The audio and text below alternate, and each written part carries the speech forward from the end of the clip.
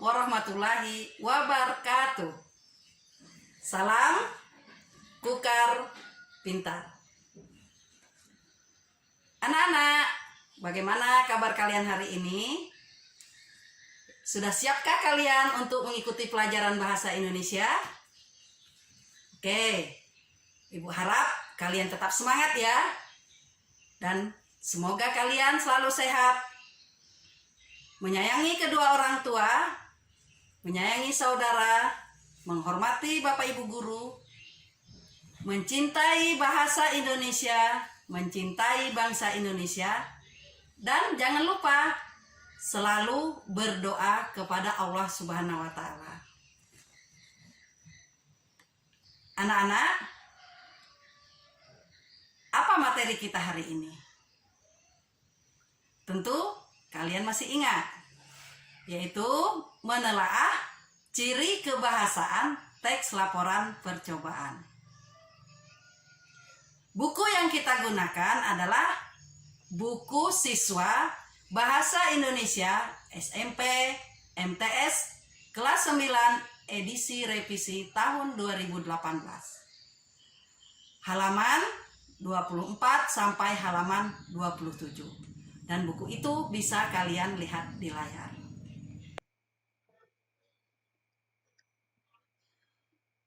Menelaah ciri kebahasaan teks laporan percobaan. Tujuan pembelajarannya adalah peserta didik mampu menjelaskan ciri-ciri dan kaidah kebahasaan teks laporan hasil percobaan dengan tepat. Untuk apersepsinya, yang pertama, Ibu ingin mengingatkan kembali tentang struktur teks laporan hasil percobaan. Yang kedua, apa kaidah kebahasaan teks laporan hasil percobaan yang Anda ketahui. Selanjutnya, kalian ikuti uraian materi ini tentang ciri-ciri kebahasaan teks laporan percobaan. Setiap teks memiliki ciri-ciri kebahasaan atau memiliki ciri-ciri khusus dari penggunaan kata dalam bahasa Indonesia. Begitupun dengan teks laporan hasil percobaan. Ciri-ciri bahasa yang ada dalam teks laporan hasil percobaan diantaranya adalah memperkenalkan aspek umum atau kelompok, yaitu generik, seperti kendaraan roda 2, transportasi umum, mamalia, keluarga kucing, ikan air tawar, unggas, reptilia, dan lain-lain. Yang kedua, menggunakan kata tugas hubungan logis seperti ketika, maka, dan seterusnya. Yang ketiga, menggunakan kata tugas untuk menjaga tulisan koheren atau yang sering juga disebut dengan kata hubung antar kalimat dan kata hubung antar paragraf. Sedangkan ciri yang keempat yaitu menggunakan kalimat aktif. Nah, anak-anak tentu masih ingat kalimat aktif itu seperti apa. Yang kelima, menggunakan kata kerja aktif untuk menggambarkan proses dan aksi. Nah, kalian juga tentu masih ingat apa yang dimaksud dengan kata kerja aktif pada pembelajaran sebelumnya. Ciri yang keenam, tidak ada urutan waktu, tetapi ada urutan kegiatan. 7. Menggunakan kata benda atau prasa benda dibandingkan kata ganti orang. Penggunaan kata ganti orang sangat terbatas. Yang kedelapan, beberapa laporan menggunakan istilah teknis atau istilah bidang ilmu. Dan yang terakhir, biasanya teks laporan disertai foto diagram, peta, dan seterusnya. Untuk contoh yang lebih jelas, kalian bisa melihat kembali halaman 17 sampai halaman 20 laporan praktikum jaringan silem yang ditulis oleh Sapira Nur Badilah dan kawan-kawan dari SMP Negeri 1 Dolopo Madiun. Dalam teks tersebut ada beberapa contoh ciri-ciri kebahasaan yang dapat kalian pahami.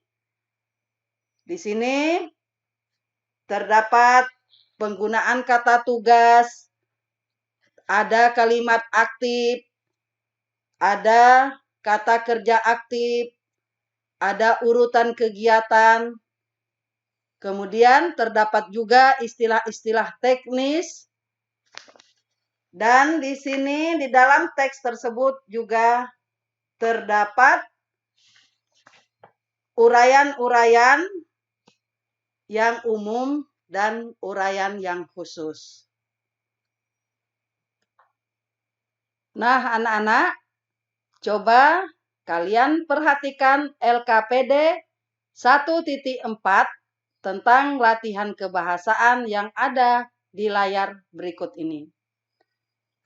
Atau bisa juga kalian lihat pada buku paket halaman 25. Tugas kalian adalah memberi pernyataan umum dari kata-kata khusus yang ada.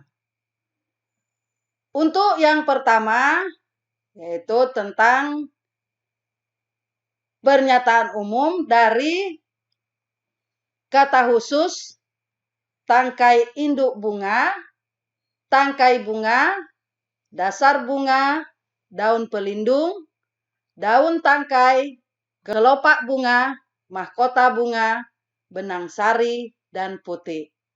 Tentukan pernyataan umum dari kata-kata khusus yang sudah Ibu sebutkan tadi.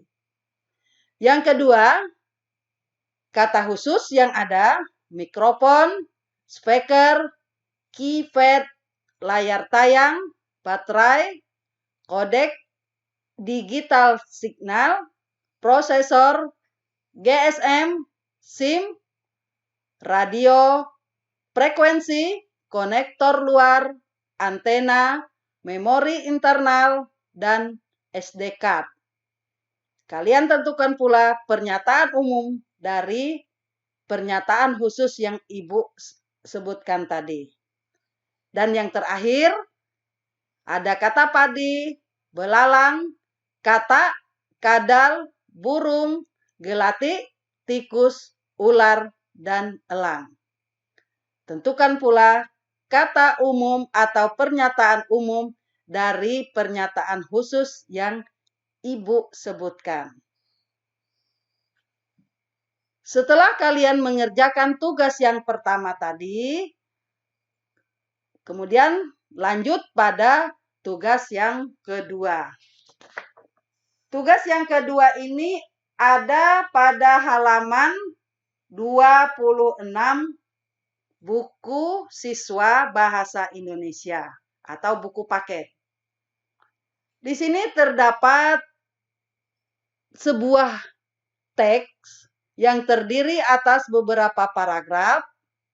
Kemudian pada setiap kalimat terdapat bagian yang rumpang atau bagian yang kosong, dikosongkan. Nah, tugas kalian memberikan atau menambahkan kata tugas yang tepat untuk setiap bagian kalimat yang dikosongkan atau yang rumpang tersebut. Jawaban kalian dapat ditulis di buku tugas kalian.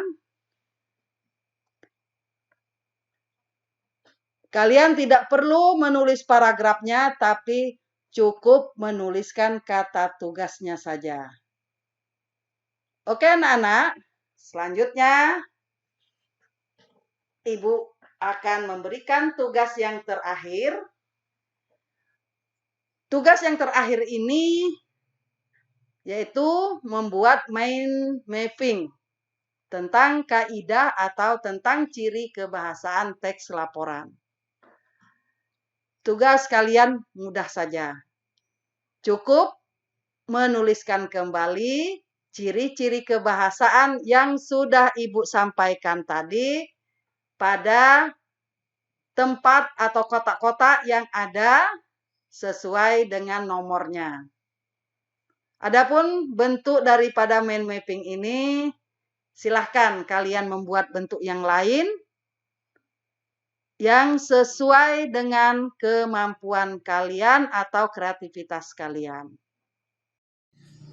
Anak-anakku yang berbahagia, sebelum Ibu akhiri pembelajaran ini, dari apa yang sudah Ibu uraikan tadi, dapat kita simpulkan bahwa teks laporan percobaan selain memiliki struktur, juga terdapat unsur-unsur kebahasaan yang menjadi ciri khas teks laporan percobaan.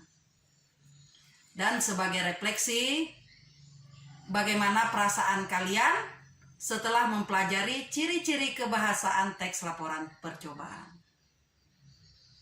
Baiklah, untuk pertemuan berikutnya, materi kita menyajikan teks laporan percobaan. Demikian pembelajaran kita hari ini. Terima kasih atas perhatian kalian. Semoga bermanfaat bagi kita semua. Wassalamualaikum warahmatullahi wabarakatuh. Salam Kukar Pintar.